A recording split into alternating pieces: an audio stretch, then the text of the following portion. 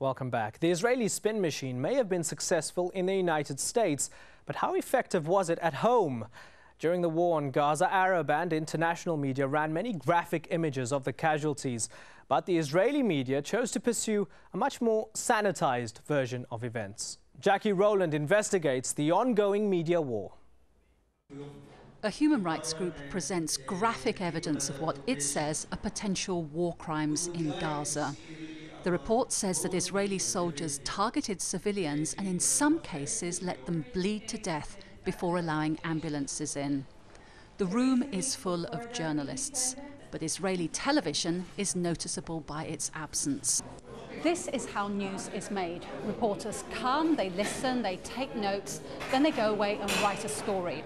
Or they don't write a story, as the case may be.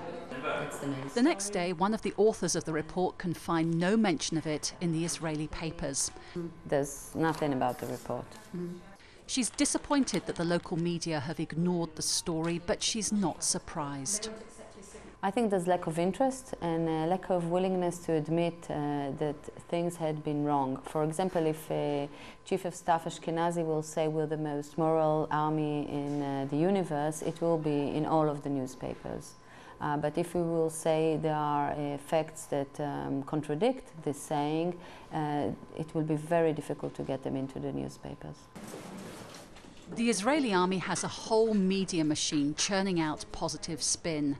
Here at the army spokesperson's office, young conscripts send out press releases that depict a world where virtuous Israeli soldiers do battle against evil Palestinian terrorists. And there's also a video unit pushing the same message. While the IDF makes every effort to avoid injuring non-combatants, Hamas intentionally targets civilians. This is one of many videos the army has posted on the internet site YouTube. It gives a highly slanted account of the recent war in Gaza and has been viewed more than 100,000 times. The fancy graphics and the American accented voiceover are a powerful combination. I believe the job of a spokesperson is to represent his client. In my condition, the client is the IDF or the country of Israel. We're giving service to the press, basically, and we're also working with the press in order to promote our interests of the organization as well. So I would say it's a mutual working relationship. But that mutual working relationship didn't stretch as far as allowing journalists into Gaza during the war. The closest they could get was a hill overlooking the northern Gaza Strip. Only a few select journalists were allowed in, most of them Israeli, and the army controlled what they were able to see and film. Only when I went into Gaza, I started to understand what went on over there. And the two things I didn't see and didn't have the opportunity to shoot. I didn't see any war or any fighting. And I didn't see Palestinians' families. The official Israeli version of events is happily swallowed by most of the Israeli public. People like the callers who take part in this radio phone-in show.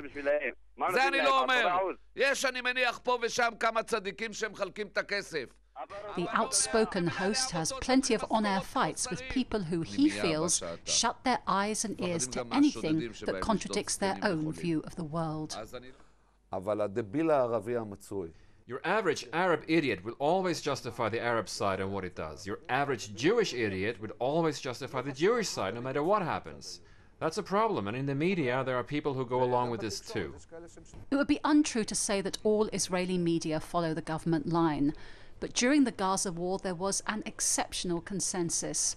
Public opinion was solidly behind the war, and this was reflected in the media coverage.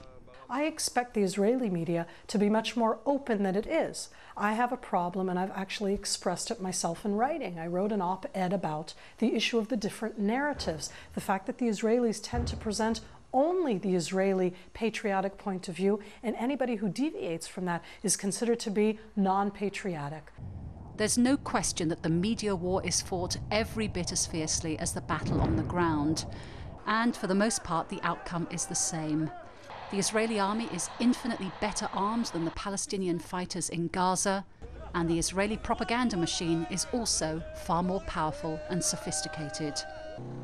Jackie Rowland, Al Jazeera. The Israeli army claimed it was fighting a moral war against Hamas. But as the war continued, Israel's actions in Gaza came under increasing criticism throughout the world. But not in Israel.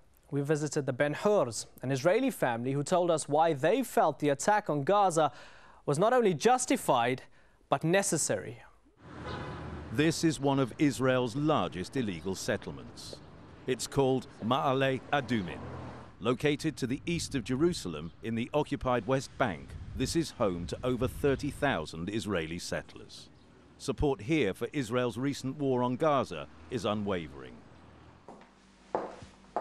The Ben-Hurs live in Ma'ale Adumin. Their views are typical of many Israeli families. Judy Ben-Hur is an American Jew who married an Israeli citizen. Her eldest son, Mickey, has just finished 4 months of army service. He will continue to be an army reservist. 16-year-old Gabriel is 2 years away from being drafted into the army. What they say about the war on Gaza and about the accusation of war crimes facing their government reflects the sort of discussion taking place within many Israeli families. Israel can't continue to abide by conventional warfare. So morality is something that we can talk about when we're dealing with a partner who's also moral. When we're dealing with a partner who has no morals and has no qualms about killing their own people and killing who they view to be their enemy, then we're not talking morality here, we're talking a lack of alternatives. The bombs are, how many or what kind is totally irrelevant, because rocks, simple little rocks are just as dangerous as any bomb that you have. I mean, my son was hit by what they call a rock 20 years ago. And we ran to the hospital with him absolutely positive that he wasn't going to survive. And this was not considered a dangerous weapon. Well, it almost killed my son. Every time there's a terrorist attack, they are throwing candies all over Gaza and all over Ramallah and all over those Arab towns. Why? Because Israeli people died. So I think it's not a moral situation. It's much worse than that. I think it's twisted and sick. I think that I'm a moral kid, and I think that I won't do anything that will be against my moral. I think that the head of the country and of the state are even moral than me, so they will try to prevent from me to do anything that isn't moral. There's an Israeli expression that one soul is the whole world for us. And I think what I see and know that Hamas and all the terrorist people want their kids to go and explode in the middle of Jerusalem or to explode in the middle of Tel Aviv. So the value of life in Israel and the value of life in the Gaza or the Arab population is 2 worlds apart. There isn't an Israeli mother that wants her son to go into the army. There isn't an Israeli mother who doesn't give birth to a boy and the first thought on her mind is, oh my God, he's going to have to be in the army. There isn't a single Israeli mother who wants any force, but there isn't a single Israeli who wants to continue to be bombed day in and day out. From an Israeli settlement to Gaza, our correspondent Shireen Tadros met with Irish politician Gerry Adams there, who visited the region recently and urged Palestinians and Israelis to stop shooting and negotiate an end to their conflicts. Sinn Féin President Gerry Adams is no stranger to long conflicts and the power of the media when reporting on them. We caught up with him on his recent visit to Gaza to get his take on the Israeli-Palestinian media war. What is the media's job? The media's job is to inform people, but to inform people for what purpose? So that people, as informed citizens, can get the institutions of state in their country or their nation or their international forum to do something about this. If people don't know what's happening or don't know the degree of what's happening, then they're not alert to ensure that the international community does its job and fulfills its responsibilities. Do most people know that the Israeli government is in breach of international conventions by virtue of the settlements continuing? No, I would think not. Do most people know that the Israeli government is in breach of international conventions by the illegal wall that's been built into Palestinian territories? I would think no. Most people don't, and the list goes on and on and on. If I was sitting at home in Belfast watching it, I would not be conscious of either the depth of the destruction. And the Irish Foreign Minister put it very well, and he said the actions here were totally and absolutely disproportionate. So whatever right the Israeli government has to defend itself, there was no entitlement to come in and do what it did. Hamas has been depicted by many media outlets as the enemy or the terrorist organization.